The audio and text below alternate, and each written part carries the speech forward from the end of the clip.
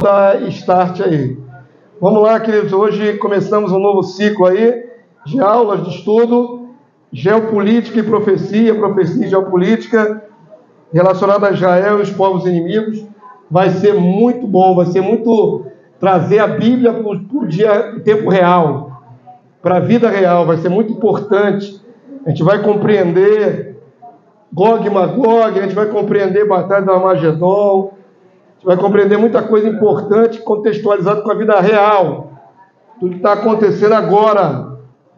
Inclusive a guerra que está em curso lá em Israel. Então vai ser bênção. Amém? Vamos pedir a Deus graça. Pedir a Deus que nos abençoe nessa manhã.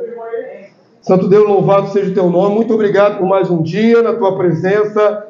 Obrigado por estarmos reunidos aqui para aperfeiçoar o nosso entendimento na tua santa e gloriosa palavra.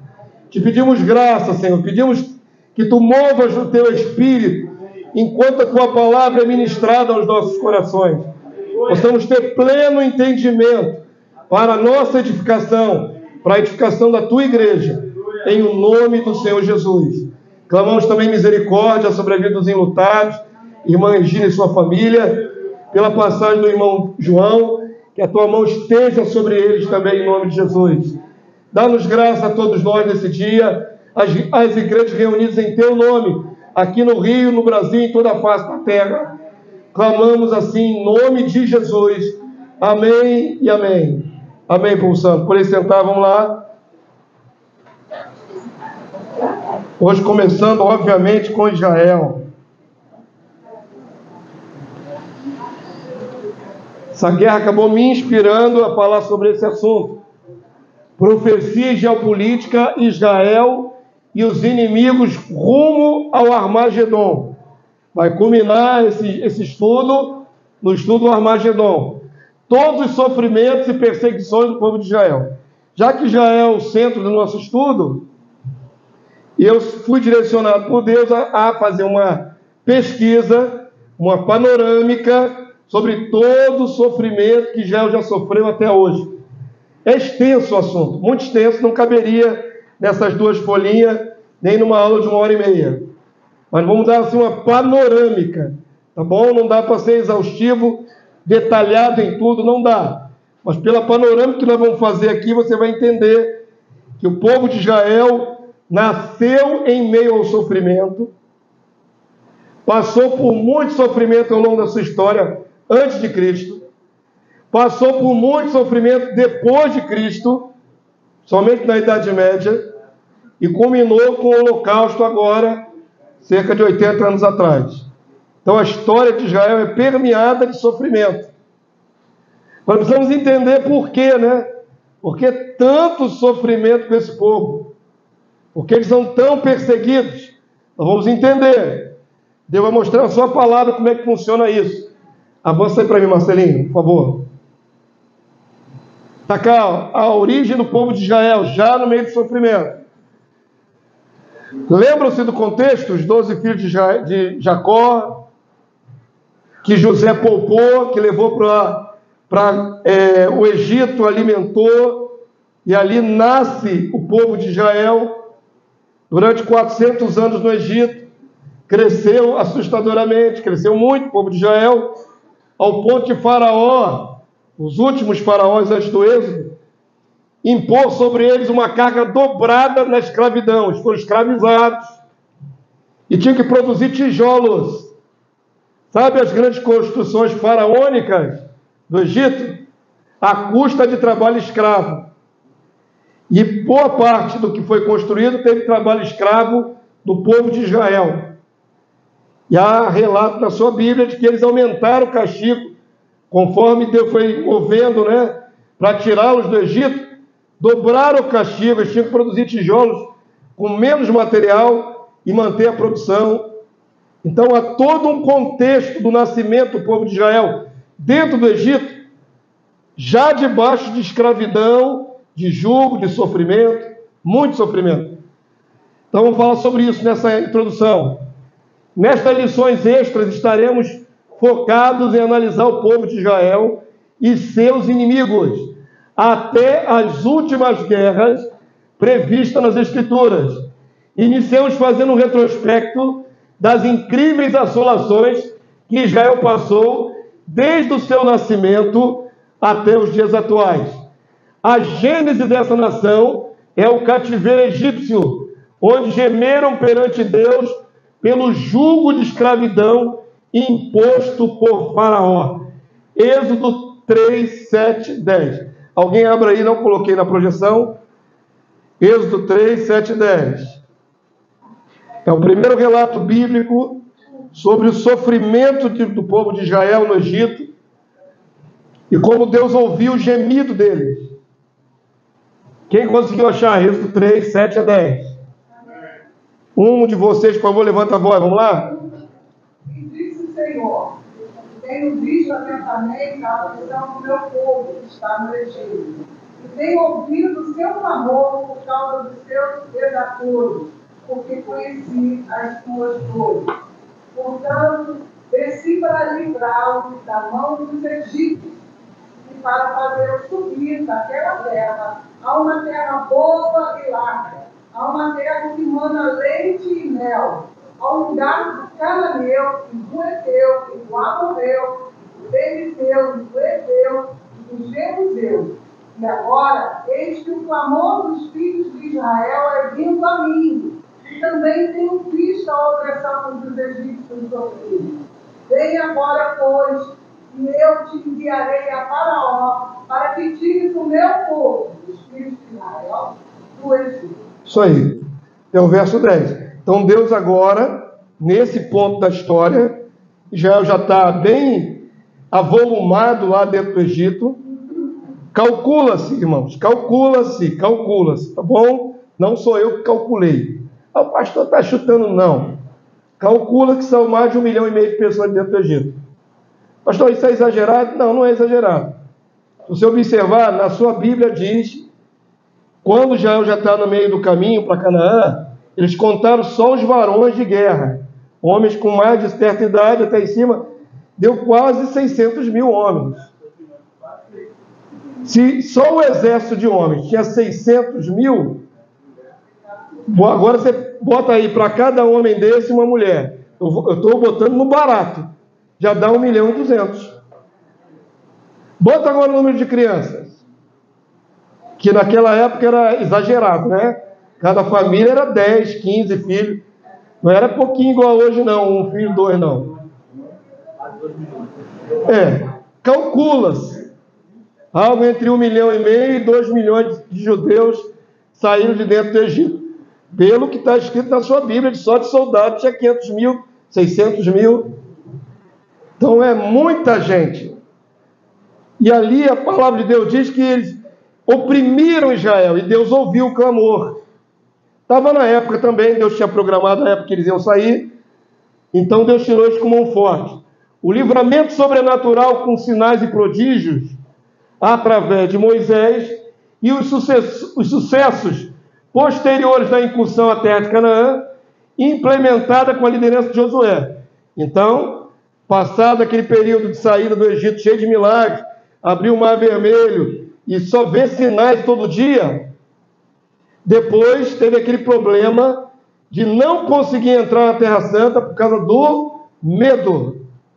Os 10 espias, né, que foram contra, infamaram a terra. Só Josué e Caleb que estavam dispostos a, pela fé, conquistar o que Deus deu. Por causa disso, voltaram mais 40 anos no deserto. Estava até conversando ontem com os varões. Por que Moisés, o homem mais manso da terra, no final estava dando com um cajado na pedra, todo destemperado? Porque ele teve que suportar. O homem já tinha 80 anos. Estava pertinho de entrar na bênção já, por causa da incredulidade, volta para o lugar ermo. 40 anos aturando o povo, pedindo comida no meio do deserto, pedindo água, todo dia, O velhinho no final surtou e teve um grande prejuízo. Por maior que foi essa pessoa de Moisés, ele não entrou. A desobediência dele no finalzinho da vida já fez ele não entrar na terra da promessa, só viu de longe. Olha só, que isso é muito sério, né? Mas o povo é difícil de conduzir. Imagina 1 milhão e meio de pessoas para alimentar esse povo diariamente num lugar que tinha pouco recurso. Era uma luta. Teve o sobrenatural de Deus em tudo, né? Para sustentar esse povo todo nessas condições. Mas, enfim, tanto milagre todo dia, livramentos e tudo mais. Na segunda incursão com Josué, passou 40 anos, continuaram os milagres, porque onde Josué e os israelitas entravam, eles venciam as guerras. Entraram em Ai, venceram a guerra. Então eles foram vitoriosos. Só sucumbiram quando o pecado de Acã deu uma bagunçada ali no que era espiritual. Mas enfim, isso deu a Israel uma ideia de que eram invencíveis. Pode ter chegado ao coração deles a ideia de que eram invencíveis, mas não é bem assim. Essa história de Israel é um paralelo da igreja. Então eu gosto de aplicar todos os conceitos que eu vejo em Israel na igreja atual. Porque o Deus é o mesmo, o ser humano é o mesmo, só muda a etnia. Mas o procedimento de Deus com seus eleitos é o mesmo. Isso aqui não é um povo eleito? É um povo eleito. Hoje tem a igreja. Você pode fazer paralelos imediatos. Como Deus trata, como Deus julga, como Deus abençoa. Tudo é paralelo. Então vamos lá. Eles entraram aqui com Josué, conquista da terra que mana leite e mel. Pôde fazer com que Israel experimentasse uma sensação de bonança e invencibilidade. Tudo que eles, na segunda incursão, eles eram vitoriosos. Debaixo da proteção do Deus Todo-Poderoso Yahvé. No entanto, as vitórias estavam condicionadas à obediência e fidelidade de Israel. Por isso, ali no pecado de Acã, eles perderam. E Josué ficou doidinho como líder. Como é que nós vencemos a outra guerra com facilidade e agora eu mandei uma tropa menor e foi escorraçado? Até descobrir que foi por causa de um que quebrou o pacto.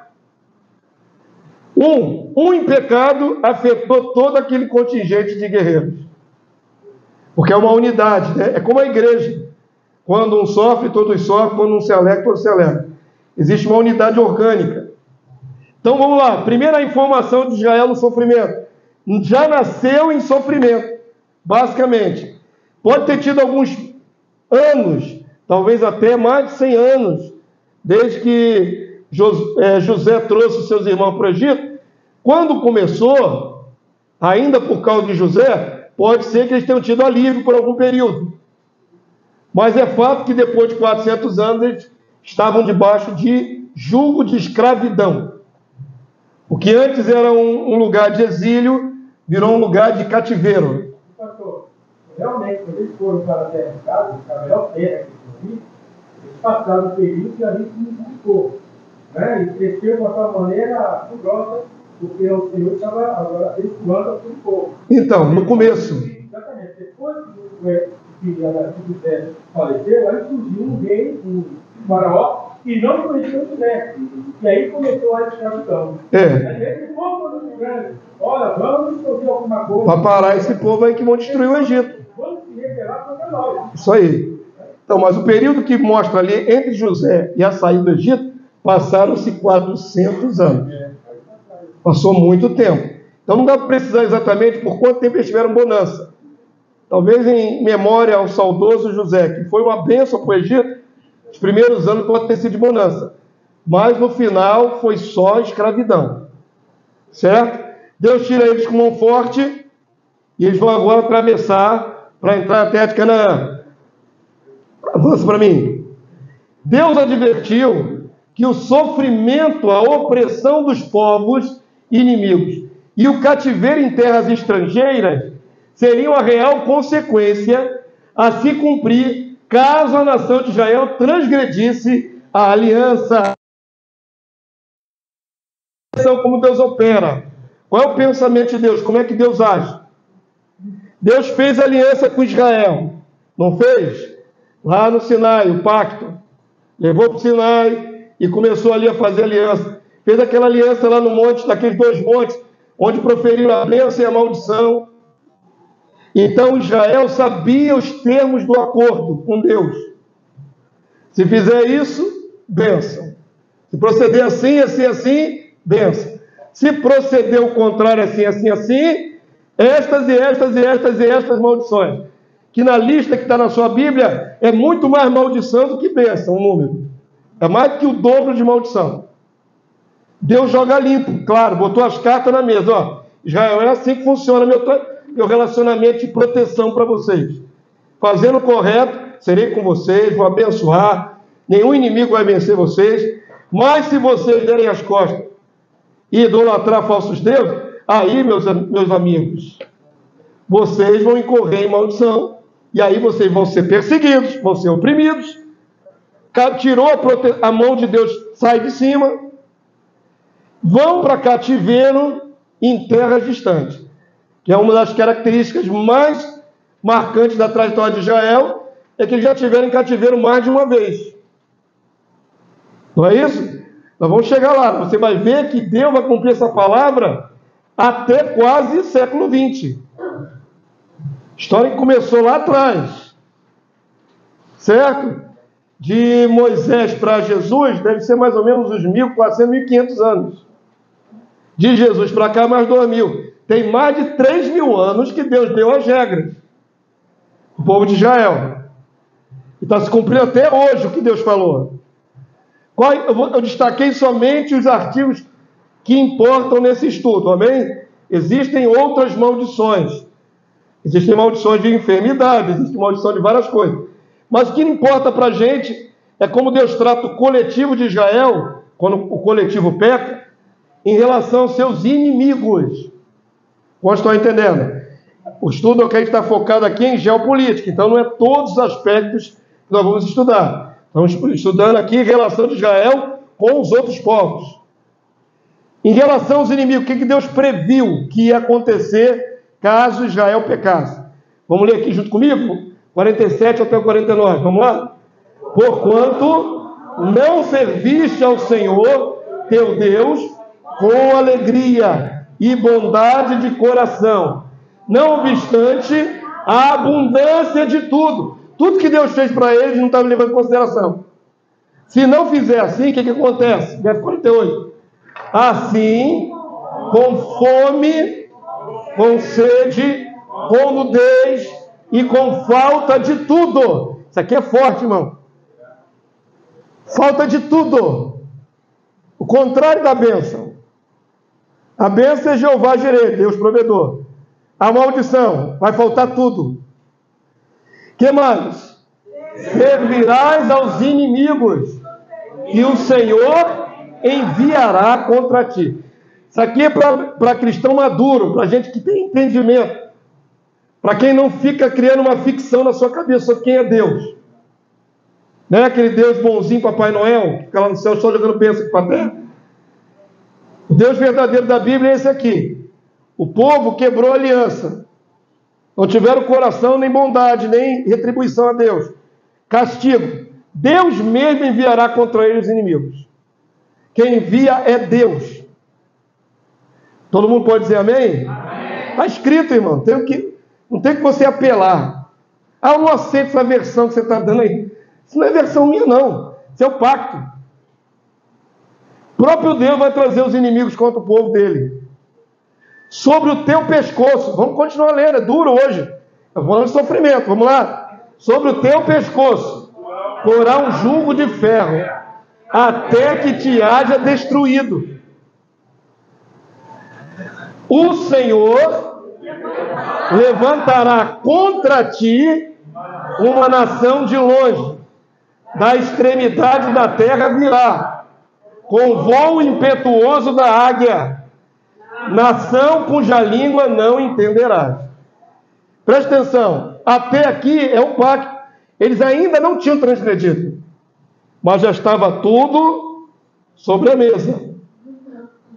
Tipo assim, a gente erra aqui no Brasil e alega, eu não sabia dessa lei. Problema teu, você tinha que conhecer a lei do seu país. Quem disse que a tua ignorância te isenta?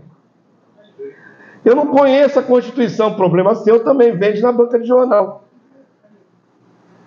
Você não sabe porque não quer. Mas se você transgredir um artigo da lei do seu país, esse artigo não deixa de existir, ele vai te alcançar.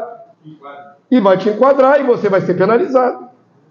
E alegar que é ignorante não muda nada. Deus coloca a lei não, os artigos da maldição bem claros diante deles. No dia que vocês fizerem errado comigo, teus inimigos virão sobre você e eu vou trazer os inimigos. Eu que vou trazer os inimigos. E é para destruí-los. Destruir vocês, meu povo. Amém? Está aqui, ó. Povo de longe, distante, de uma língua que eles não vão entender, estrangeiros. Tudo preconizado, profetizado. Avança para mim, por favor. Quem mais? Vocês estão preparados para o de hoje? Não tem nem 10 minutos, hein, irmão? Não tem nem 10 minutos.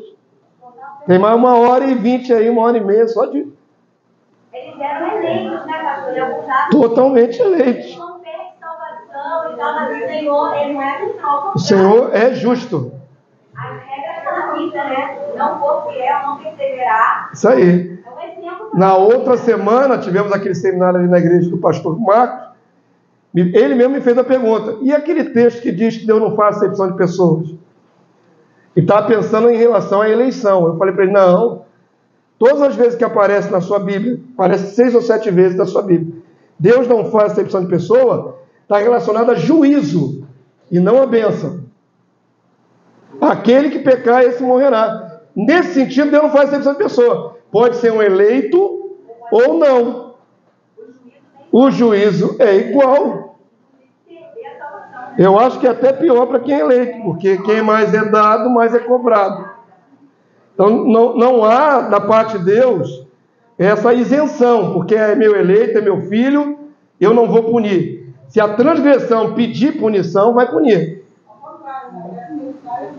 Tinha que dar exemplo. Tinha que amar a Deus, servir a Deus com bondade de coração. Porque Deus falou, eu tenho dado tudo a vocês. Qual é a retribuição? Qual é a retribuição? Isso é para a gente refletir. O povo de Israel é um espelho para a igreja. Onde eles erraram, não é assim? Se uma criança pequena vê outra criança metendo o dedo na tomada, tomando um choque, ela vai botar o dedinho lá também, só se quiser. Porque ela viu que o outro tomou choque. O exemplo negativo tem que marcar o coração para não fazer a mesma coisa. Pastor, esse versículo aí, Deus não faz a questão de pessoa. Nós vamos observar, né, assim, toda a Bíblia, tudo que nós até aqui já aprendemos, é verdade, Deus não faz a questão de pessoa. Mas não tem a ver com a eleição. Se o justo errar, pecar e desviar do seu mau caminho, né, Deus não punirá. Mas se o perverso se arrepender... Exatamente. Deus não tem raiva. Exatamente. Deus não tem raiva do perverso ao ponto de não dar-lhe uma chance. Deus não ama mais o seu justo ao ponto de passar a mão por cima do seu erro. As duas coisas são verdadeiras. Deus tem tanto paciência e pode perdoar quem é perverso, como Deus também pode se desagradar de quem foi justo e no final virou perverso. Tem gente que tem uma vida boa, uma vida justa, equilibrada, e num ponto da vida perde a cabeça e comete uma transgressão, um crime. Cometer um crime, punição. Isso não tem nada de injusto. Deus é absolutamente justo. Vamos lá. A pedreira continua. Isso aqui são advertências de Deus para Israel antes que pecassem. Vamos ler? Verso 50 e 53, para vocês não ficarem só ouvindo minha voz. Vamos lá. Nação feroz de rosto, que não respeitará o velho, nem se apiedará do moço. Ela comerá o fruto dos teus animais, fruto da tua terra, até que sejas destruído. E não te deixará cereal, mosto, nem azeite, nem as crias das tuas vacas e das tuas ovelhas, até que te haja consumido. Sitiar-te-á em todas as tuas cidades, te cercará, sítio é cerco, até que venhas a cair. Não é leitura dinâmica. Até que venhas a cair. E é Deus que está derrubando, através de inimigos. o seu povo, em transgressão. Vamos lá? Em toda a tua terra, os altos e os fortes muros em que confiavas, e te sitiará em todas as tuas cidades, em toda a terra que o Senhor teu Deus te deu. Agora, presta atenção nessa parte da maldição. Comerás o fruto do teu ventre. O que significa isso? Comer os próprios filhos. É porque vocês não têm uma noção clara do que era o cerco na antiguidade. Uma cidade como Jerusalém, com muros, os inimigos cercavam de todos os lados, em redor, perímetro todo. Isso podia durar anos. Você imagina que era ficar confinado dentro de uma cidade e não poder ir para fora da cidade para buscar suprimento, para buscar mais água, para buscar alimento. Não tinha isso. O povo ia definhando dentro da própria cidade. Comia o que tinha. Na sua Bíblia, um exemplo em Samaria, que uma mulher, tinham duas mulheres com duas crianças, uma fez um pacto com a outra para não morrer. Hoje nós comemos o seu filho, amanhã nós comemos o meu. Sério. Canibalismo mesmo. Ao ponto de comerem couro. Couro. E até fala de esterco de pombo. Então a gente não tem uma noção clara do que é ficar sitiado dentro de uma cidade sem poder sair. Não é? Nós estamos num outro contexto. Naquela época era ficar sem nada. Sem nada. As provisões iam acabando, morre de fome.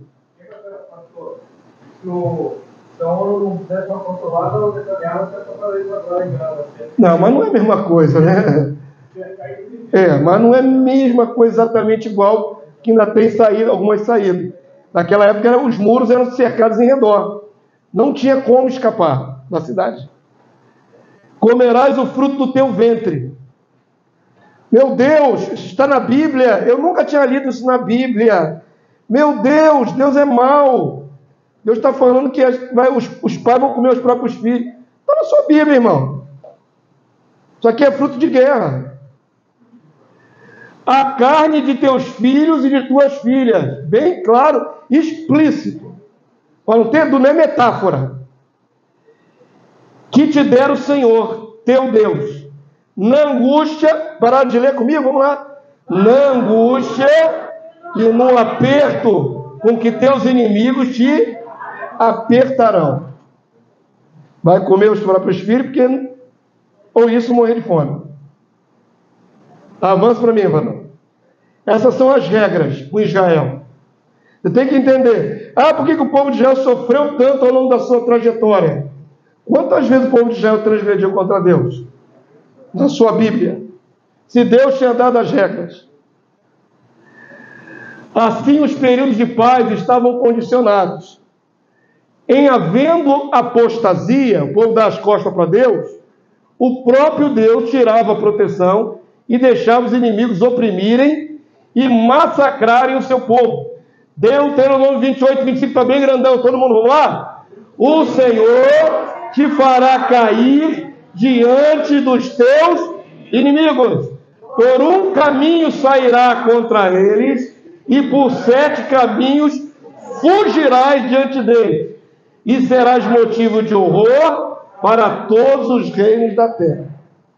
Quando Israel deveria ser motivo de louvor para todos os reinos da terra, mas será motivo de horror para todos os reinos da terra.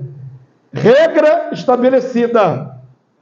Israel pecou várias vezes ao longo da sua história, apostatou, adorou outros deuses, e essas palavras sempre se cumpriram. Quando o povo reavivava, por intermédio de algum profeta que Deus levantava, algum rei, um rei bom, por exemplo, aí Deus tirava a punição. Quando o povo transgredia, vinha de novo a opressão. Assim no período dos juízes, depois de Josué, assim durante toda a trajetória de Israel. E esse paralelo é pertinente. Nossos inimigos não são de carne e sangue, são espirituais, mas corremos sério risco. Se abraçarmos o pecado, o mal, E temos a proteção removida. E ao invés de ficar de pé, cair. Pastor, às vezes, normalmente, muitas vezes, se você tem pecado, falando sobre a mulher, mesmo sobre dentro da igreja, aí começa a dizer assim: o inimigo está furioso comigo. O inimigo está no papel dele. A proteção, tirou a mão. Vocês entendem isso? Você está debaixo de uma proteção? Quantos entendem que estão debaixo de uma proteção? Não estamos cercados de uma proteção, irmão? Deus não envia os seus anjos ao nosso redor, a bênção dele nos guarda, a sua graça. Estamos debaixo de uma proteção invisível. Mas se abraçar o pecado com toda a força, a proteção é tirada. São as legalidades. Sempre. Se a gente está legalidade, às vezes a pessoa pensa, mas isso não tem nada a ver. Tem a ver sim. Mas a legalidade ele quer destruir a gente. E só vai acontecer se tiver legalidade. Se tiver base. Maldição sem causa não se cumpre. Sem causa legal não se cumpre. Ninguém, nenhum cristão que está passando por prova, acha que está debaixo de maldição. É diferente. Você está passando no deserto, ficou desempregado, está difícil a vida. Isso não quer dizer que está em maldição. Você pode estar debaixo da bênção de Deus e Deus está provando seu coração nesse deserto. Não é maldição. Agora, se é fruto de pecado, aí é outra história. Aí a palavra vai se cumprir na sua vida. Não tem jeito, irmão. Eis que põe diante de vós bênção e maldição. Escolhei, pois, a bênção e vivei. Você tem que escolher. A livre escolha é pertinente a nós. Muito bem. Vamos avançar um pouquinho na história. O juízo dos cativeiros Assíria e Babilônia. Estou dando aqui saltos históricos, né, irmãos? Eu poderia ir com vocês, daria 3 aulas. Episódio por episódio que Israel estava na boa e vacilaram e veio os inimigos. Aí Deus teve misericórdia, poupou. De novo, passou uma geração, Israel estava indo direitinho, daqui a pouco estava adorando falsos deuses. Aí Deus lança os inimigos, aí vem os filisteus, aí vem os amorreus, os heteus, todos os povos em redor. Por quê? Porque transgrediram. Ok? Vamos dar um salto para frente, porque senão a aula fica gigantesca. Estamos agora no tempo em que Israel já cansou de pecar, cansou de transgredir. Deus levantou todos os profetas que estão na sua Bíblia, todos eles foram levantados para Israel. E aí Israel agora está dividido em 2 reinos. Vocês sabem disso, não sabe? Todo mundo sabe dos 2 reinos? Reino do Norte e Reino do Sul. Quando o filho de Salomão, foi Salomão não, foi o filho dele. Como é que é o nome dele? Jeroboão? Jeroboão. Foi Roboão? Jeroboão, então é Roboão.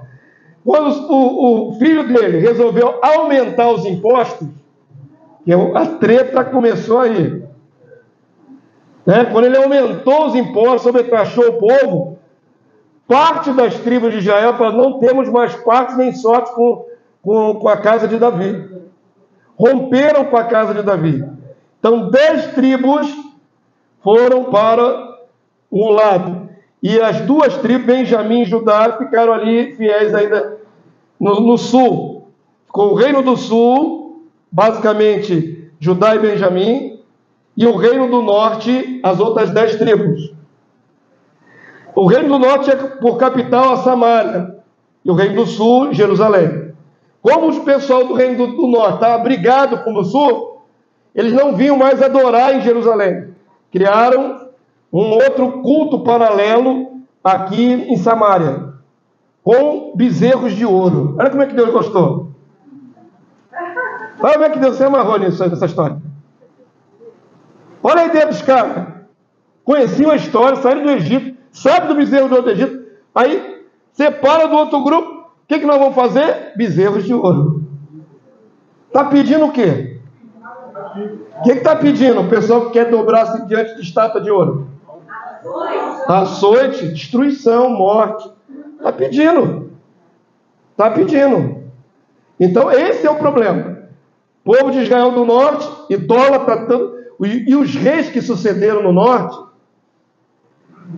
muitas vezes por usurpação de poder, um passando a perna no outro, tomando o trono do outro, uma bagunça. Os reis que sucederam no norte foi uma bagunça. Os reis que sucederam no sul eram mais ou menos da linhagem de Davi, todos eles. Mas também tinha uns que nasciam uma praga, né? Era um rei bom e nascia um filho perverso. E aí, meus irmãos, quando tinha um rei perverso, praga.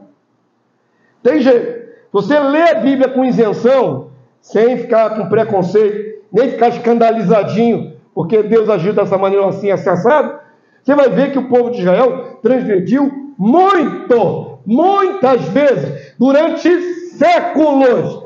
Não foi uma geração que abarcou 80 anos, foi durante séculos. Leia a Bíblia toda. Acompanhe a história toda, desde o Gênesis até ali, segundo Reis, mais ou menos, segundo Crônicas. Fala de todos os reis de Judá e de Israel. Quanta transgressão! Teve um rei que matou o próprio filho, queimando o bebê a Moloque, por exemplo. Sacrifício. Manassés, rei de Israel, queimou o próprio filho a Moloque. Sacrifício do próprio filho, bebê. O que Deus vai fazer com um povo assim, irmão? Não tem jeito. Não tem jeito. A palavra de Deus diz que tinha os altos, né, o sacrifício dos altos, em cada árvore frondosa em Israel. Macumba é popular. Estou falando os altos. Macumba, despacho, sacrifício e oferenda para outros deuses embaixo de toda a árvore. Cada esquina que você ia lá em Israel tinha um despacho. Pensa que isso é moderno, que é só do povo de origem afro. Está na sua Bíblia. Deus olha lá do céu, o povo está lá botando oferenda embaixo de árvore para outros deuses. Não tem como não punir, irmãos. Só se Deus fosse, né, completamente isento de justiça. Pastor, olhando também para o dia de hoje, tem servos do Senhor, né? Servos do Senhor que saíram e foram para o juízo. Qual é o juízo que tem essa pessoa? Deus pode poupar? Deus vai poupar? Não tem como poupar. Não tem mais como poupar, não tem como. Deus é justo. Vamos lá, vamos entender essa história dos dois cativeiros, um assírio e outro babilônio. Dentre as maldições proferidas, além da destruição em sua própria terra, ainda estava previsto o desterro. Desterro é o exílio para outros lugares, né? Sair da própria terra. E o traslado para o cativeiro em nações inimigas e opressoras. Deuteronômio 28, 64 é a base. Ainda assim, Israel dividida posteriormente entre as 10 tribos do norte e as 2 tribos do sul, continuaram pecando e apostatando a despeito de Deus ter lhes enviado por centenas de anos, seus profetas advertindo. O resultado, as 10 tribos do norte de Israel foram conquistadas e deportadas para a Síria, ano 732 a.C. Judá demorou mais um pouco para ir para o cativeiro também. Judá caiu no ano 587 e foi para a Babilônia por 70 anos. Justo. Presta atenção que Deus levantou vários profetas tentando impedir o povo de errar. Mas não foi assim que eles procederam. Então, Israel caiu primeiro. Foi para o cativeiro da Assíria. Judá, sua irmã, caiu depois. Foi para o cativeiro babilônico. Na sua Bíblia, Deus usa profeta para dizer que uma é prostituta e outra é prostituta também. 2 irmãs prostitutas. A Olá e a Olibá. Deus chega e olha para o seu povo e diz: se perdeu, não tem mais jeito. Avança para mim, vamos lá. Amós 5:1 e Amós 2:4. Está aqui nessas 2 porções, teriam muitos outros textos. O destino de cada uma das partes de Israel. Vamos ler em voz alta, você participar e não ficar só me ouvindo? Vamos lá? Ouvi esta palavra que te levanto como lamentação sobre vós, ó casa de Israel. Portanto, assim diz o Senhor, Deus dos exércitos, em todas as praças haverá pranto, em todas as ruas dirão, ai, ai, e ao lavrador chamarão para o pranto e para o choro, os que sabem prantear. Por isso, vos desterrarei, tirarei da terra, para além de Damasco, diz o Senhor, cujo nome é o Deus dos exércitos. Isso aqui é Deus avisando que vai tirar o povo do norte. Agora o povo do sul, vamos lá. Israel, a parte de baixo é o reino de Israel, no sul é o reino de Judá. Vamos lá? Assim diz o Senhor, por 3 transgressões de Judá e por 4 não sustarei o castigo. Deus está dizendo, vocês, olha, eu tenho contra vocês esses 3 artigos que vocês erraram, mas tem mais um 4. Porque vocês têm tudo isso de transgressão, não tem como eu impedir o castigo. Não sustarei o castigo. Porque o que, irmãos? Rejeitaram a lei do Senhor e não guardaram seus estatutos. Antes, as suas próprias mentiras os enganaram, e após elas andaram seus pais. Por isso, meterei fogo a Judá, fogo que consumirá os castelos de Jerusalém. Está decretado. Não tem como impedir. Então, você tem uma noção geográfica? Eu botei um mapinha aqui, só para você ter uma noção geográfica. Como Deus jogou eles longe da sua terra. Está aqui, ó.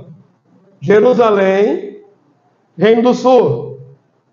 Podia estar mais delineado aqui, até onde as fronteiras de Jerusalém no passado.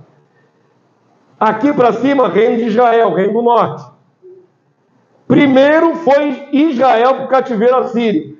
É aquela setinha verde lá, ó. Cativeiro assírio. Bem aqui para o norte, aqui, ó. Amém? Estão chegando aqui? Anos depois, saiu Judá, essa setinha mais vermelha aqui, e foi para o reino da Babilônia. Um foi para o norte, o outro foi para o sul. Aqui mais ou menos do Iraque. Aqui atual mais ou menos, muito mais ou menos aqui o Irã. Olha a distância, irmãos. O castigo é tirar eles para bem longe, bem longe. Agora preste atenção que tem que atravessar o deserto da Arábia aqui, ó, para chegar aqui. Isso aqui não é água, não, isso aqui é deserto. Vocês imaginam o que foi a peregrinação dos cativos, né, que foram levados na época, a pé. A pé. Não é no lombo de cavalo, de mula, a pé, escravo, corrente no pescoço, andando no sol dia e noite, ali atravessando, e passa dia, passa noite, e meses até chegar aqui nesse lado de cá. Os que sobreviveram o traslado, né? Os que sobreviveram o traslado. Deu para entender o que é o castigo de Deus aqui? Para Israel do Norte, a Síria. Para Judá, Babilônia. E ficar aqui 70 anos longe da sua terra, esse é o castigo. Avança para mim, vamos lá. Como eu disse, o estudo é tão extenso, eu tenho que ficar dando saltos cronológicos aqui para frente, senão a gente ficaria só, se eu tivesse que estudar só a deportação para a Síria e a deportação para a Babilônia, já daria uma aula inteira. Mas já deu para vocês terem uma noção, né? Por que eles sofreram desse jeito? Porque transgrediram. Vamos para o tempo de Jesus agora. Jesus profetizou nova destruição e uma dispersão, a diáspora, por mais de 19 séculos. O modus operandi de Deus para julgar seu povo é igual. Como ele tinha dito. Seus inimigos vão te oprimir e eu vou te levar para bem longe da sua terra. Depois que eles voltaram com eles, Neemias, né, reconstruíram os muros e tudo mais, passou mais ou menos uns 400 e poucos anos, nasce Jesus. De Neemias, na reconstrução dos muros, até a volta de Jesus, dá mais ou menos uns 400 e poucos anos. Nasce Jesus. O povo agora já está de novo na sua terra. Um detalhe que eu não comentei. As 10 tribos perdidas de Israel do norte, na história não tem paradeiro, irmão. É um mistério. Sei que existem várias teorias aí sobre quem são as 10 tribos. Historicamente, Israel do norte nunca voltou para a sua terra. Ou foi assimilado pelas outras culturas, ou desapareceu. Ou seja, ainda continuam espalhadas pela terra. Não tem como rastrear. E existem testes de DNA para rastrear, viu? Quem é descendente de Israel. Para vocês terem uma ideia, tem uma tribo em Israel, tem uma tribo na África que são descendentes de Israel. São tudo pretinho. São tudo negros. Só que pelo DNA deles, rastreando, dá conexão com o povo de Israel. Mas as 10 tribos, não há rastro. Não há rastro. Aqueles que estavam na Babilônia voltaram para a terra de Israel. Os outros não têm rastro. Amém? Então vamos lá. Chegamos aqui, o tempo de Jesus. 10 tribos do norte desapareceram na história. Mas o reino do sul voltou do cativeiro babilônico, reconstruiu a cidade de Jerusalém. Porém, na sucessão de impérios gentios, continuou subjugado como um reino vassalo, um reino escravo. No tempo de Jesus, o domínio era o Império Romano, que viria a ser um algoz do povo judeu, poucos anos depois da subida do Senhor Jesus ao céu. Então, preste atenção. Quando Jesus nasce, o Império Romano já está dominando a terra de Israel. Já é uma terra sem liberdade. Liberdade reduzida. Já é sofrimento. Amém? Sabe aquela passagem assim, quando te obrigarem a andar 1 milha, anda 2 com ele? Sabe o que significa isso? As pessoas aplicam na vida pessoal. É que naquela época um soldado romano poderia mandar na hora qualquer judeu carregar carga, como se fosse um animal, fosse um escravo. Se tivesse uma carga para levar, ele visse um judeu, o soldado romano dizia, leva, pega agora e leva. E eles eram obrigados a caminhar com aquela carga. Então, a opressão do Império Romano sobre o povo de Israel era grande, estavam debaixo de jugo, já quando Jesus nasceu. Só que tinha alguma liberdade religiosa, por isso o templo ainda funcionava. Entenderam? Aí Jesus diz que vai acabar tudo de novo. Tinham reconstruído lá com eles Neemias, vai destruir de novo o templo. O segundo templo. É aquela famosa frase, não ficará pedra sobre pedra. Isso cerca de 30 e poucos anos depois que Jesus subiu ao céu. Jesus subiu ao céu no ano 33 e meio da era cristã. No ano 70, os romanos vieram e destruíram tudo. Quantos anos dá, mais ou menos? 36 anos e meio depois. Olha o que está escrito aqui, ó. Quais foram as profecias de Jesus? Destruição do templo. O segundo templo, erguido com eles, Neemias, vai ser destruído. Embelezado por Herodes, vai ser destruído. Mateus 24, 1 e 2. Destruição de Jerusalém, a cidade. Não só o templo, como a cidade. Dispersão do povo. Tudo profetizado por Jesus. Mateus 23, 38 é chave. Está grandão aqui em vermelho. Vamos ler tudo juntos, rapidinho? Eis que a vossa casa vos ficará deserta. O que significa? Ninguém vai ficar nesta casa. Ninguém vai ficar nesta terra, nessa cidade. Nenhum israelita vai ficar aqui. E a casa ficou deserta por cerca de 19 séculos. 1900 anos quase. Falava com alguns irmãos ontem, com os varões, que estavam reunidos lá estudando a 70 semana de Daniel. Falei para eles o seguinte: só existir o povo de Israel é milagre. Não é milagre, irmãos?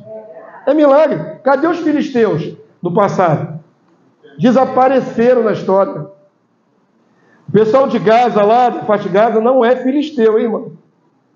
Ah, pastor, eu descobri aqui, ó, onde era Filistia, justamente onde é Gaza. Presta atenção.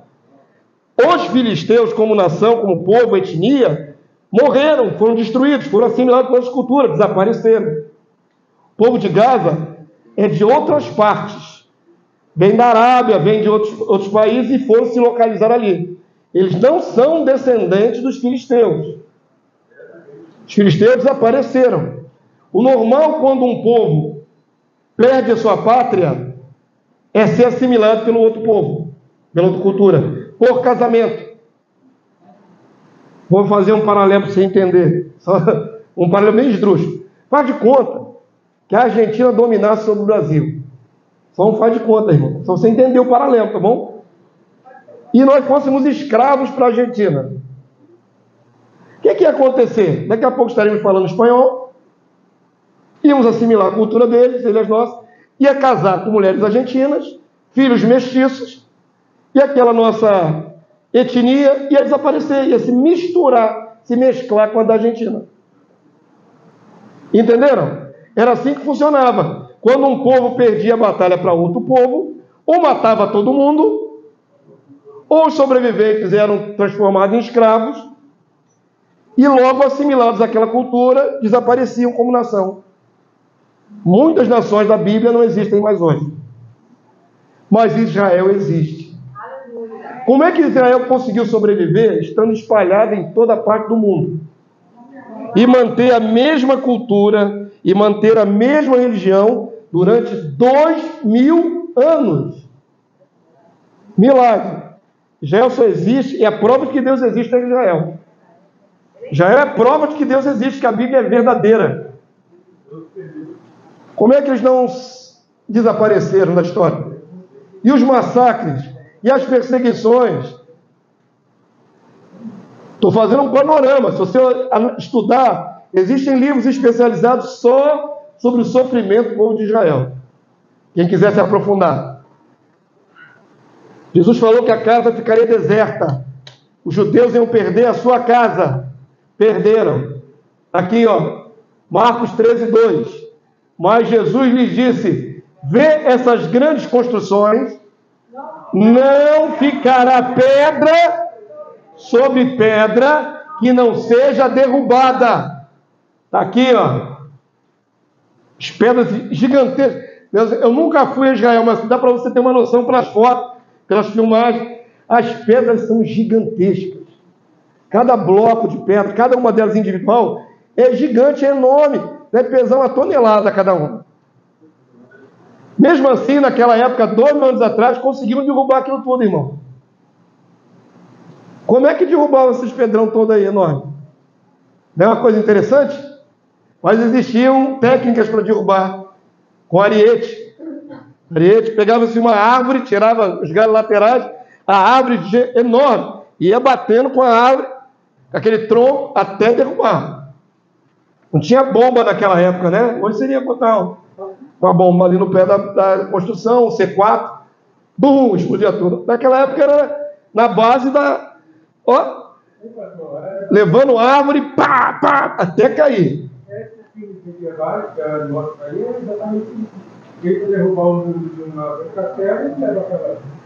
Tinha umas fundas gigantes, né? Umas catapultas. Eles construíam armas de guerra naquela época, catapulta, botavam uma coisa pesada, uma bola, um de ferro, alguma coisa assim, flum, jogava, pá, batia no muro, derrubava. Mas são pedras gigantescas. O que sobrou da profecia de Jesus? Somente o muro das lamentações, que é o muro exterior do pátio do antigo templo. Um dos lados, o muro das lamentações é um dos lados. O templo era cercado dos 4 lados. Os outros 3 lados foram todos destruídos. Ficou um lado em pé, está lá até hoje. E é o muro externo, não é o muro do templo, é o muro do pátio. É o muro exterior. Amém? Entenderam? Israel não tem templo há 2000 anos. Simplesmente ficaram sem templo. Mostra aí para mim. Destruição por Tito no ano 70, conforme Jesus havia dito. O imperador Vespasiano mandou seu filho, Tito, que comandou a destruição de Jerusalém, suas muralhas e o templo. Algumas famílias zelotas refugiaram na fortaleza de Massada. A imagem não está muito nítida, mas aqui tem uma elevação, um platô aqui, ó, uma montanha, que conseguiram sobreviver ao cerco do ano 70, se refugiaram em Massada, famosa Massada, que era uma fortaleza no alto monte. Os romanos construíram rampas para alcançar a altura do monte, irmão. Rampas gigantescas. Os romanos conseguiram, aí cercaram, era o último reduto de resistência dos judeus. Cercaram e construíram plataformas, rampas gigantescas para alcançar o topo do monte. Isso era a estratégia de guerra naquela época. O que aconteceu? Eles conseguiram entrar lá em Massada. Como os judeus que estavam lá dentro, a parte deles era zelote, sabe os zelotes? Eles falaram, não vamos nos entregar a esses ímpios. Eles cometeram suicídio coletivo. 960 pessoas. Só que na lei é proibido você tirar a própria vida. Então qual foi a estratégia para todo mundo morrer e os romanos não pegarem ninguém vivo? Um matou o outro. Foram sorteados 10 executores que iam matar todos os outros e depois um mata o outro. Até que sobra um. Ia sobrar um que ia ter que ser suicídio. Nós estamos rindo, é um negócio sério, né? Olha o aperto, irmãos. Eles mataram todos os outros, os executores, e depois mataram-se uns aos outros, enfiaram a espada num busto do outro, sobrou um em pé. Esse último tinha que fazer suicídio. Na verdade, sobraram 7 almas. 5 crianças e 2 mulheres se enfiaram numa cisterna, sobreviveram. E contaram o que aconteceu, o pacto, como aconteceu de morte. Foi um massacre terrível, né? Aqui essa imagem do pessoal aqui com a espada ensanguentada. Muito bem. Passou o ano desse massacre. No ano 135 depois de Cristo, levantou-se um falso Messias, chamado Simão Bar Kokhba. Esse camarada quis sacudir o jugo de Roma. Fez uma rebelião, uma revolta. Se sentiu o próprio Messias. O povo de Israel fez uma rebelião contra Roma. Roma mandou um exército poderoso contra Israel. Venceu eles, derrotou Simão, decapitou Simão e expulsou todos os judeus daquela área.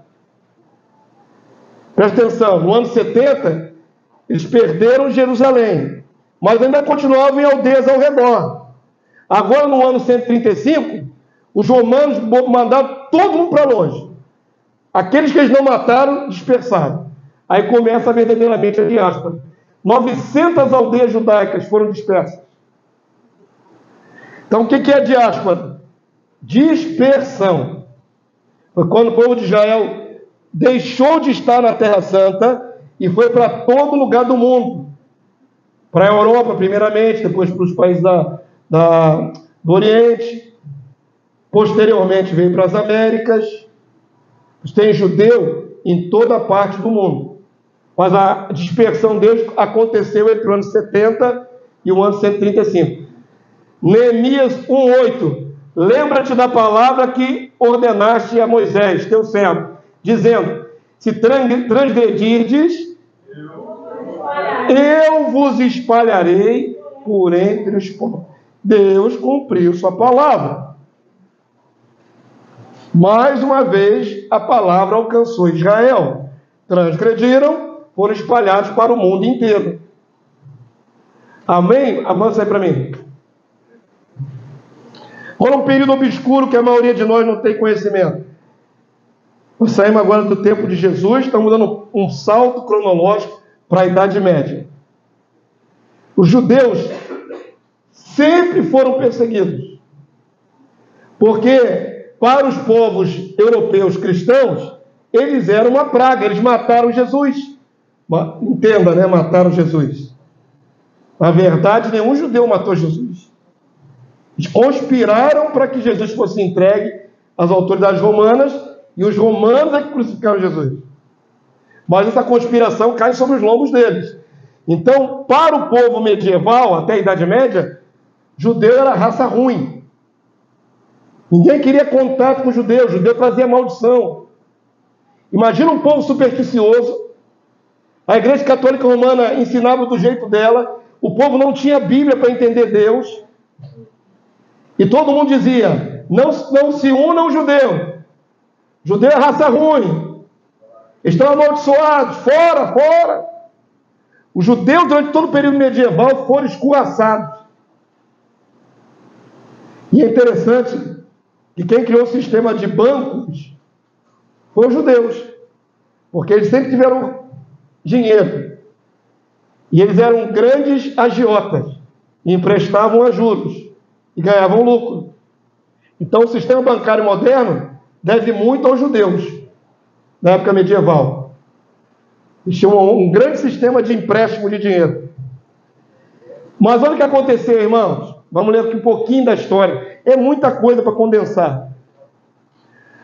Durante todas as épocas, onde os judeus se tornaram um grupo minoritário nos países europeus, e outra predominância, onde houve predominância católica romana, o antissemitismo estigmatizou e segregou os de Israel.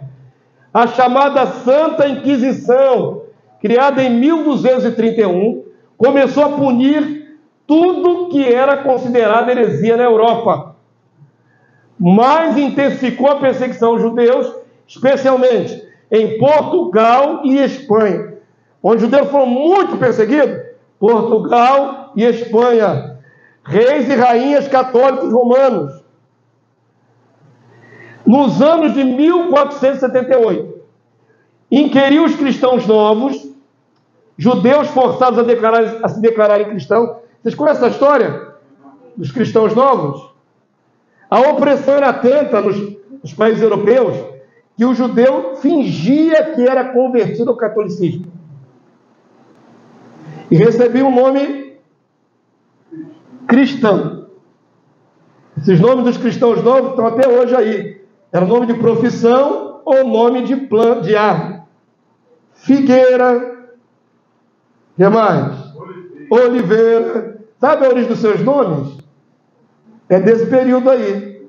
Ferreira. Pois é. Esses nomes eram dados aos judeus como uma imposição de que eles agora são católicos. Só que eles fingiam que eram convertidos. E longe das vistas dos católicos romanos, eles continuavam na Torá, escondido.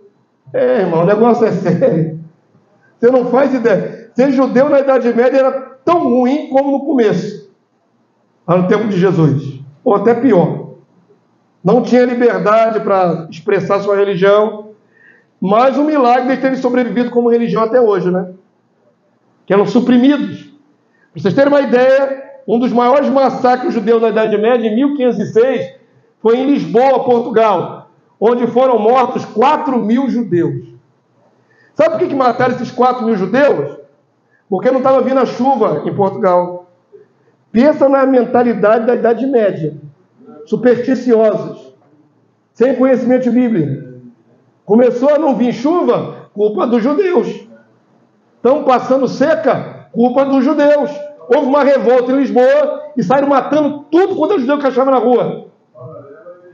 Mataram 4.000 de uma vez em Lisboa. Só pelo fato de serem judeus. Mais nada. Tudo. Mulheres, velhos. Lembra que a profecia de Deus falou? Olha, não considerará nem que você é ancião, nem que você é moço. Quando massacram um povo, massacra todo mundo. Não tem essa de poupar as crianças. O que aconteceu agora na invasão do Hamas ali nas cidades fronteiriças ali? Degolaram crianças. Por que fizeram isso? Por que um homem adulto passa uma faca no pescoço de uma criança? É um ódio enraizado, irmãos. Trata como menos que nada, menos que cachorro. É complicado, né? Isso vem a história toda de Israel, tem essas coisas. Tá certo? Aqui houve um grande massacre em 1506. enquanto na Espanha foram executados 464 e interrogados 13 mil cristãos novos, além da expulsão do país de cerca de 400 mil judeus. O que os reis da Espanha fizeram? Interrogaram todos os judeus que tinham os cristãos novos, os que eram, entre aspas, convertidos. Mas esse interrogatório era diante de tribunal da Inquisição, feito pela Igreja Católica Romana, com a anuência dos povos dos reis. E aí, irmãos, o judeu tinha que comparecer no tribunal e tinha que se fazer de crente, de cristão. Imagina o que era para eles passar por isso. Como a perseguição foi muito intensa, decretaram que não queriam mais nenhum judeu na Espanha. Expulsaram 400 mil judeus das suas terras. Jogados para fora como se fossem praga ruim. Além da expulsão do país de 400 mil judeus, a Santa Inquisição durou, aqui, até 1821. Foi criada em 1231. 600 anos de Inquisição, é muito tempo. 6 séculos, é Santa Inquisição. Aí o camarada fingia que era uma pessoa comum, que não era judeu, naquela sociedade, mas eles ficavam de olho no cara. Será que ele é judeu ou não é judeu? Vamos ver aonde que ele vai, porque ele come. Vocês não têm noção. Um dos testes para saber se é judeu ou não é se ele comia carne de porco. A circuncisão teria que desnudar o cidadão. Mas um dos testes é se comia carne de porco ou não, porque o judeu não come carne de porco. Cristão comia, caía dentro da carne de porco. Mas o judeu se negava a comer carne de porco. Um dos testes era esse da Inquisição, ver se a pessoa vai comer carne de porco. Para nós parece ridículo. Mas imagina a pressão que era para os judeus. Tinha que comparecer e botar o porco ali assado, cozido, come. A consciência judaica dizia, não posso comer carne de porco. A gente não liga, né? Coisa boa, tá lá outra, tá com fome já, 11 e pouca da manhã está com fome. Eu amo carne de porco, gosto de todos os derivados, me amarro. Mas na lei de Moisés diz para não comer carne de porco. Hein? Então um dos testes era esse. Querem ver como é que era o teste? Tem um filminho, avança aí para mim. Se vocês quiserem escurecer, vai ficar melhor de ver. É pequenininho, 4 minutos e pouco. Esse filme aqui se chama Sombras de Goya. Um artista medieval, Goya, pintor. Nesse filme, eles fizeram uma boa reconstituição de como era a Inquisição para os cristãos novos. É muito bem refeito, irmãos. Vamos ver aqui. Essa moça aqui, na verdade, é a atriz Natalie Portman. Ela vai ser interrogada pelo Santo Ofício. Ela vai fingir que ela é católica, mas ela é judia. Como é que era mais ou menos? Olha que boa encenação. Vamos lá.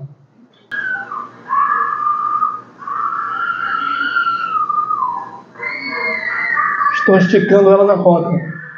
É isso aí. Deu para dá para sentir o clima, não deu? Deu para sentir o clima? Normalmente ela ia ser totalmente desmembrada, ia deslocar os ossos e os tendões, e a pessoa normalmente depois que ela sobrevivia a essa sessão de tortura, era jogada assim, desconjuntada, toda arrebentada, dentro de uma cela, até morrer.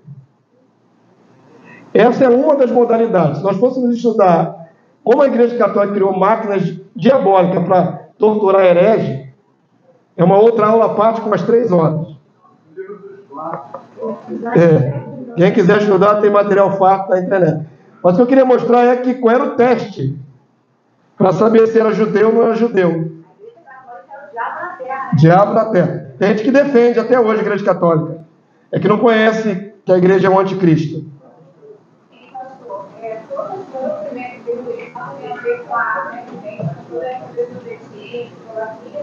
Mas eu acho que também tem uma relação com a morte de Cristo, com Pilatos vai dizer que não é explicado pela nossa inocente e que os judeus o sangue deles seja sobre nós e sobre os nossos filhos. Então, a negação de Jesus é a base de tudo.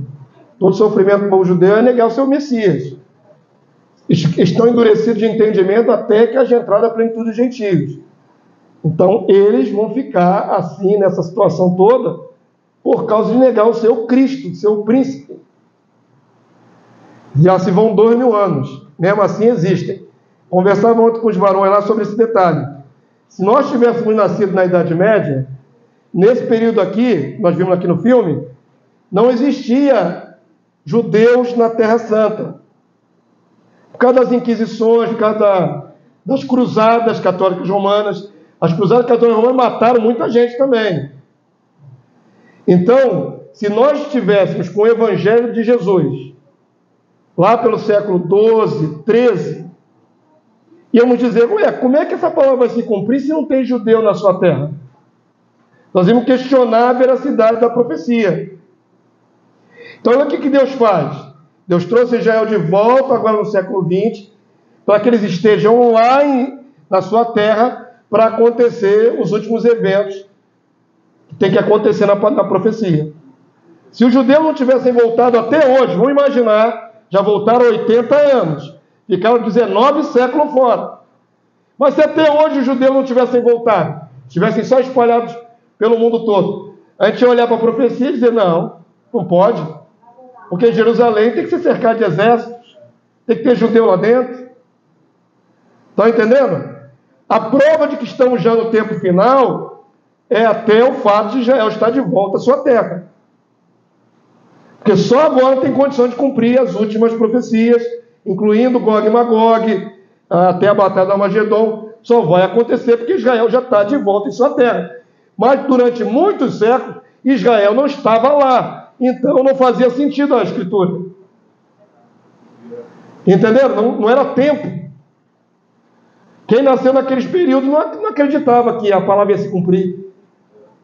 Tinha muitos questionistas. E interpretação católica romana alegórica, espiritualizando as passagens, porque na prática não parecia que a profecia ia se cumprir, porque não tinha judeu em Israel, na terra de Israel. Uma cena impactante. E essa aqui está até editada, né? E assim, hoje, nós não passamos por isso. Mas o que a gente passa hoje? Qual o nosso maior inimigo hoje? O maior inimigo que nós temos hoje? Nós mesmos.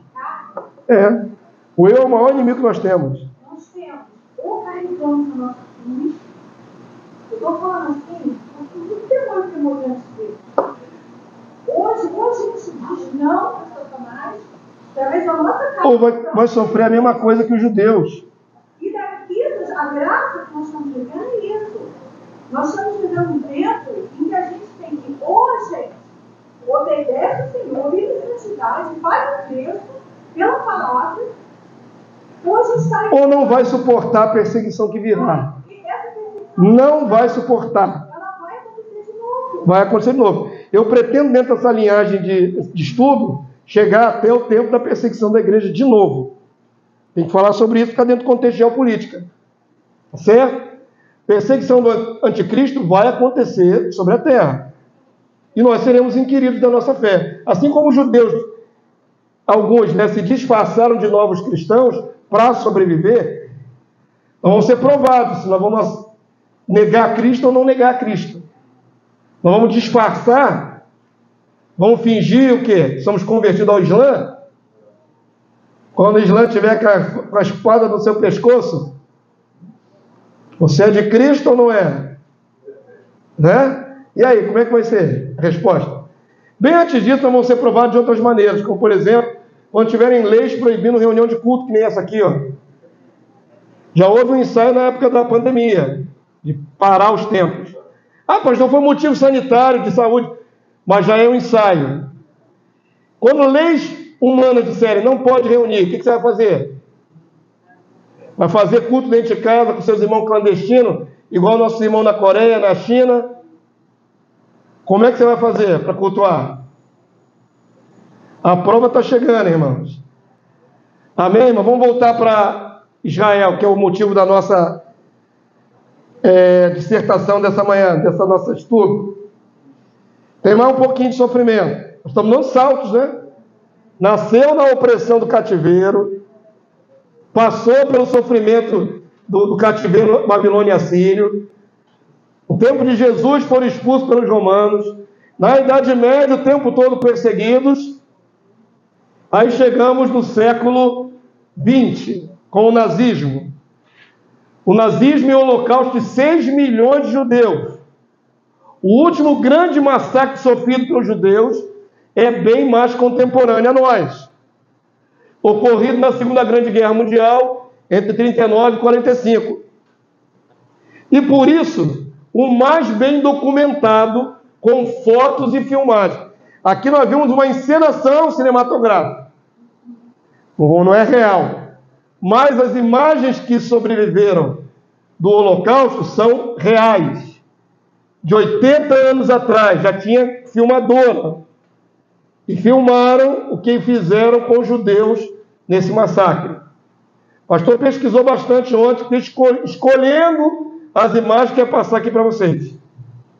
Porque nem tudo, todo mundo tem estômago para ver. As pilhas de corpos de judeus. Tem uma filmagem terrível, pegando os cadáveres das mulheres, todos nus, né? E jogando uma por cima da outra, assim, empilhando corpos. Abriam valões gigantescos e com tratores iam empurrando aqueles montes de corpos para dentro daquelas valas gigantes. Centenas, milhares. Para vocês terem uma noção, só no campo de concentração de Auschwitz foram mortos 1.100.000 judeus. 1 milhão foram mortos em um campo de concentração. 1 milhão de judeus. Como é muito bem documentado, quem quiser, saia daqui e vá ver na internet. Que não falta documentário sobre o Holocausto. O incrível é que existem países, por exemplo, árabes, que negam que o Holocausto aconteceu. Eles negam, politicamente não houve Holocausto. É mentira. Coisas que foram documentadas, filmadas, fotografadas. Então, como a gente não vai mostrar aqui tudo de pior que aconteceu, tem um clipezinho pequeno. Mas eu queria passar por esse detalhe aqui, ó. A semente antissemita do reformador protestante alemão, Martim Lutero, ressurgiu fortemente no coração do Führer, Adolf Hitler, e seu partido nazista, que inicialmente perseguiu os judeus europeus, confiscando-lhe os bens. A maioria dos judeus sempre foi rica, né? Primeiro começaram a tirar as riquezas dos judeus, marcando-os com a estrela de Davi. Eles eram obrigados a andar com uma estrela distintiva de pano amarela, para depois confiná-los nos guetos. Além da estrela distintiva de pano na roupa, depois, nos campos de concentração, marcaram na pele dos judeus a numeração. Cada judeu tinha uma numeração na pele. Os sobreviventes até hoje, são poucos sobreviventes depois de 80 anos, né? Só os que eram mais novinhos, criança ainda. Mas os que sobreviveram até hoje têm o número da sua identificação dos campos de concentração na pele. Depois eram confinados também nos guetos.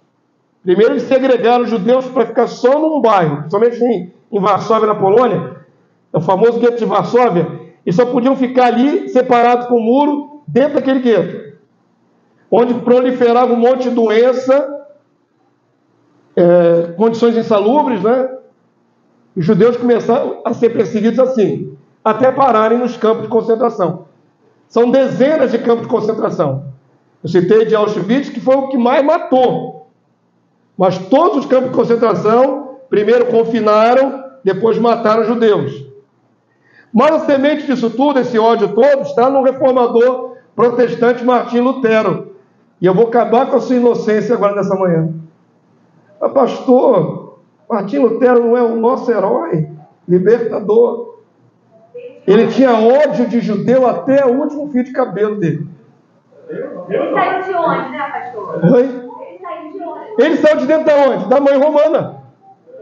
A mãe romana já tinha ódio pelos judeus. Lutero tinha ódio pelos judeus. É o filho da mãe. É o nosso libertador. Mas Deus usou ele, mas ele tinha um ódio mortal de judeu. Palavra de Martim Lutero, olha só. A Alemanha deve ficar livre de judeus, aos quais, após serem expulsos, devem ser despojados de todo o dinheiro. Aí Hitler fez o que ele sugeriu, Hitler fez, séculos depois. Tem que tirar o dinheiro dos judeus. Quem disse isso foi Martim Lutero. E joias, prata e ouro, que fossem incendiadas suas sinagogas e escolas, suas casas derrubadas e destruídas. Esse é o tamanho do ódio de Martim Lutero pelos judeus. Ódio, ódio. Séculos depois, todo esse roteiro que ele deu aqui, Hitler implantou. Hitler não era luterano, mas tinha o mesmo ódio nacional como alemão, conhecia o ranço dos alemães contra o povo de Israel. Avança aí para mim.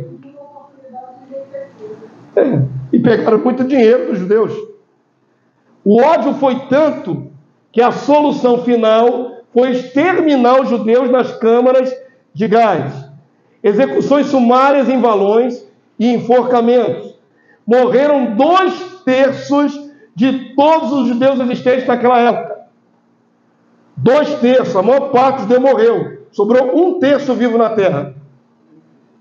6 milhões de almas.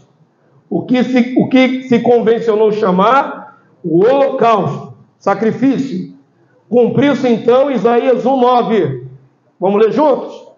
Se o Senhor dos Exércitos não nos tivesse deixado alguns sobreviventes, já nos teríamos tornado como Sodoma, semelhante a Gomorra. Teriam sido exterminados completamente. Sodoma e Gomorra foram completamente exterminados. Israel não, sobrou sobreviventes. 1/3. 1/3. Menos da metade dos judeus vivos na década de 40, na Grande Guerra, sobreviveu. Menos da metade. Isso aqui são corpos, né? São corpos aqui enfileirados aqui, ó, de judeu. Pequeno filminho, para a gente sentir a pressão. Vamos lá.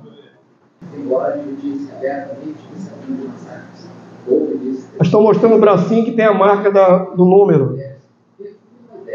Isso é uma filmagem real, irmãos.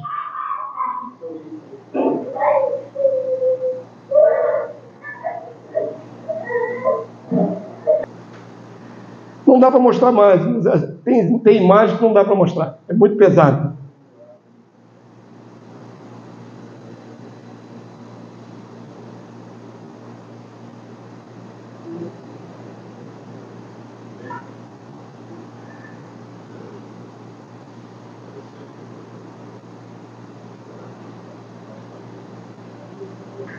Acabou. Se fosse mostrar as mais terríveis, alguns saíram daqui chocados. Pode acender as luzes. Olha só, esse povo grande sempre foi valente, né? Ele não admitia, né, na época. Vamos lá, seja breve seu comentário, porque já está avançado da hora. Só para dizer, eles promovem como poder, a população dele é muito alta, certo? Não. Essa sua afirmativa não tem base histórica. E quanto é que era o exército alemão? É lógico que era menos que isso, mas era armado, né, irmão? Houve resistência dos judeus? Houve. Quem sabe que eu morrer e não ser revoltado? Porque estava no plano de Deus que é proteger. Claro, o massacre foi em mão de Deus. É difícil dizer isso, irmãos. De tudo que você aprendeu nessa manhã, vocês não perceberam que tudo que aconteceu faz parte da maldição? Dita lá atrás, em Deuteronômio, lá atrás, antes de entrar na terra de Canaã, no dia que vocês cometerem erro comigo, isso e isso e isso vai acontecer com vocês. Mas preste atenção no que eu vou culminar agora essa primeira lição. Semana que vem nós não vamos ver a destruição do povo de Israel. Semana que vem nós vamos ver as vitórias. E está aludindo ali as vitórias, foram valentes. Nós vamos ver as guerras de Israel de 48 para cá. De lá para cá só tem tido vitória. Mas é necessário primeiro mostrar as derrotas. E por que foram derrotados? Tudo também tem a estratégia satânica, né? Para tentar destruir o povo, para que as profecias não se cumprissem. Vamos ter defesa até cristãos para fazer isso. A maior parte que perseguiu Israel é cristão. O ódio cristão contra os judeus está registrado em toda a história. Existe um livro muito bom, tem ótimos livros que eu vou recomendar a vocês. Quando um judeu governar o mundo. Esse livro é fantástico, maravilhoso, milenista, e ele faz toda uma narrativa de todo o ódio da igreja católica e protestante contra os judeus. Católica e protestante contra os judeus. Recomendo a leitura desse livro, Quando um Judeu Governar o Mundo. Até hoje, dentro das igrejas atuais, dentro do tem também o povo que são sua presença. Tá? Tem o povo. Tem esse povo que ela estava conversando com ela, e ela estava Deus já não tem mais nada a ver. É aquela ideia da substituição, né? Então, é a substituição. A teologia que está mais enraizada no meio cristão, evangélico e católico é que a igreja gentia substituiu Israel no coração de Deus. Então Deus não gosta deles, Deus quer eles mortos. Não é bem isso. Porque Israel vai ser restaurado.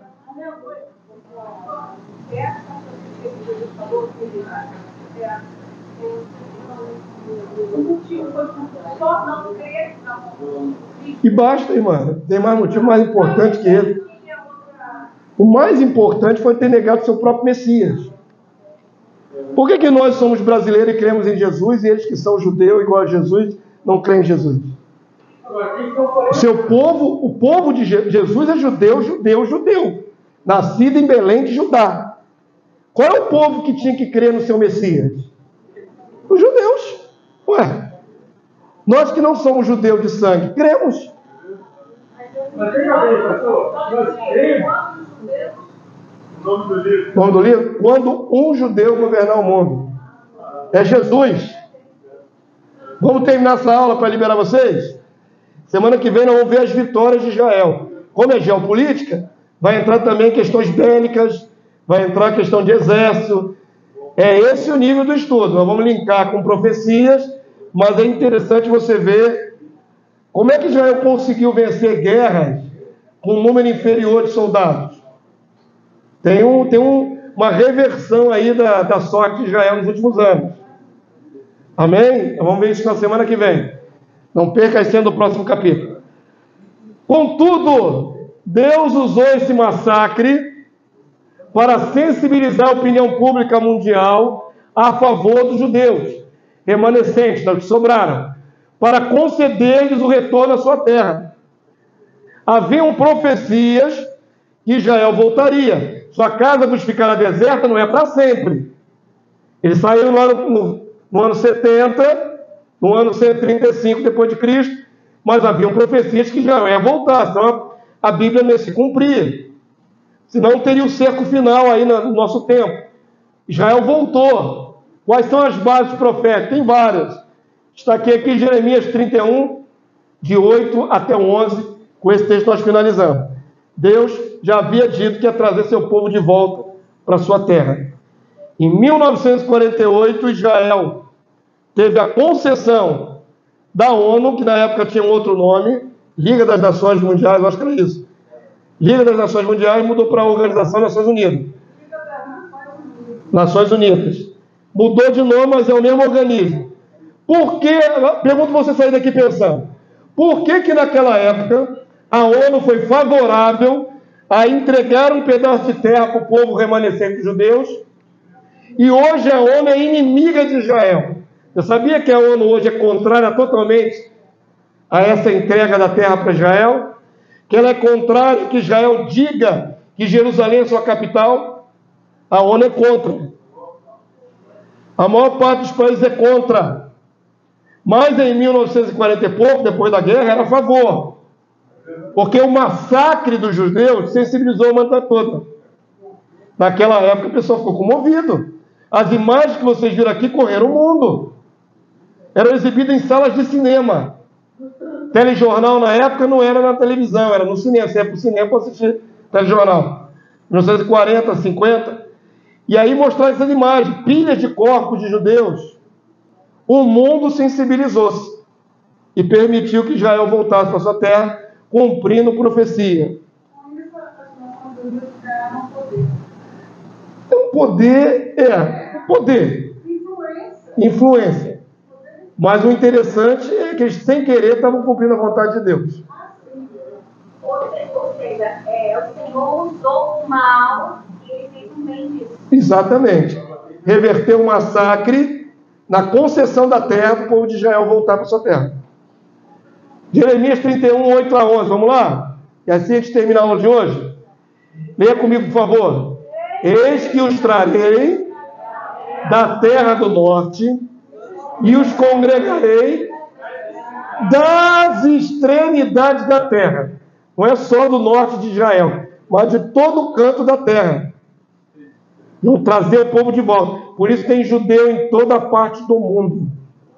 No Brasil, nos países lá do Oriente, na Europa de modo geral. Toda parte do mundo tem judeu. Estão voltando para lá. E Deus foi, através dessa concessão, trazendo seu povo de volta para sua terra.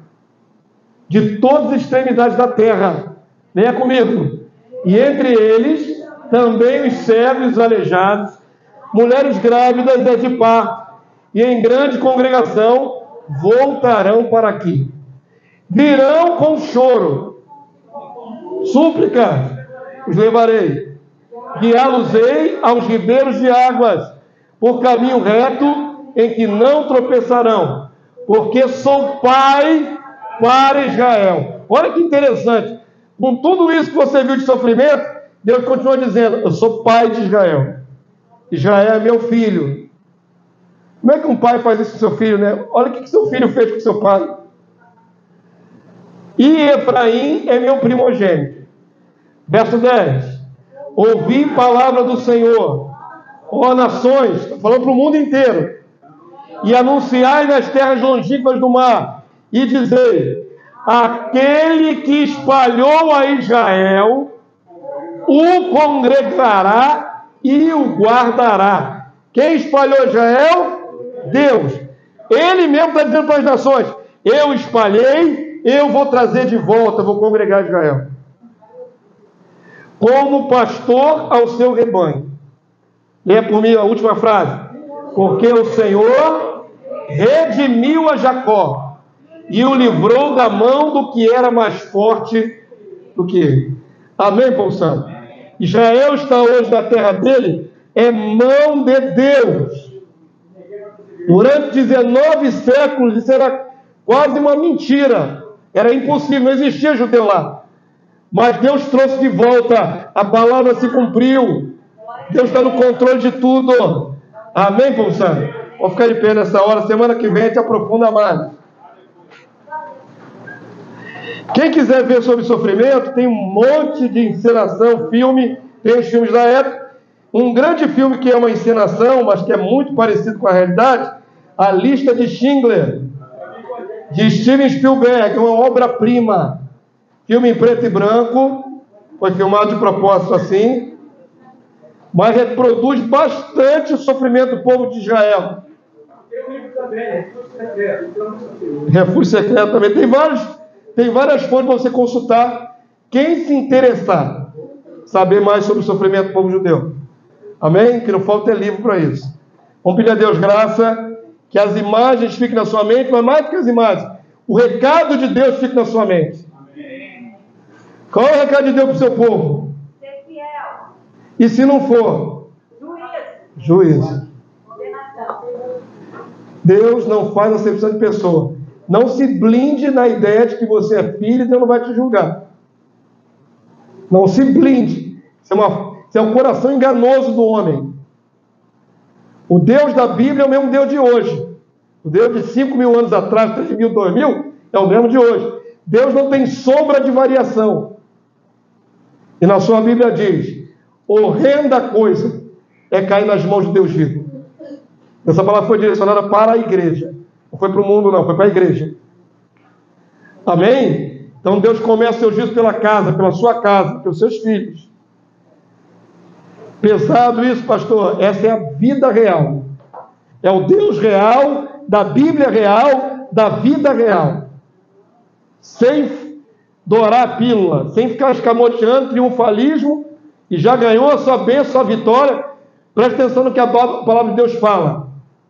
Amém? Deus é justo, muito justo, 100% justo. E graças a Deus nós temos hoje um artifício divino de confessar os nossos pecados, nos arrependermos, e o sangue de Jesus, seu Filho, nos purifica a consciência do pecado. Nós não temos por que andar em erro, mas se andarmos podemos nos arrepender e ter perdão plenário. Plenário. Cumprir a Deus graças. Senhor, bendito é o teu nome. Te louvamos, Senhor, porque a tua verdade, a tua justiça são a base do seu trono. O Salmo diz: justiça e juízo são a base do trono de Yahvé. Louvado seja o nosso Deus, justo, Deus que ama, Deus que não nega que tem filhos na terra, mas que também é justo ao ponto de punir os seus filhos. A tua justiça é verdadeira. E eu te louvo, Senhor, porque não cremos num Deus mentiroso, não cremos num Deus ficcional, não cremos num Deus que esconde seus procedimentos. Cremos num Deus que se revela na Escritura. Cremos num Deus que fala a verdade, e quando tem que punir, pune. Mas que ama também tremendamente a cada um de nós. Louvado seja o teu nome. Que o teu povo aprenda com a palavra. Que o teu povo seja instruído na palavra. Clamamos agora, Deus, a tua misericórdia durante esse dia. Possamos viver esse dia para a honra e glória do Senhor. E logo mais à noite retornar a esse lugar para fazermos aquilo que Jesus mandou. Aquilo que Jesus nos ordenou. Celebramos a comunhão no corpo do Cristo. Seja assim sobre o teu povo. Abençoa, leva em paz, guarda pelo teu poder. E permite-nos retornar a esse lugar de adoração para entoar louvores da tua santa e gloriosa presença. E declarar que Jesus Cristo é o nosso Senhor. Ele é o nosso Senhor. Senhor e Rei, bendito, amado da nossa alma. A Ele a honra, a glória, o domínio e o reino, pelos séculos dos séculos. Amém. Amém, povo santo. Glória a Rei, glória a Jesus. Glória ao Senhor.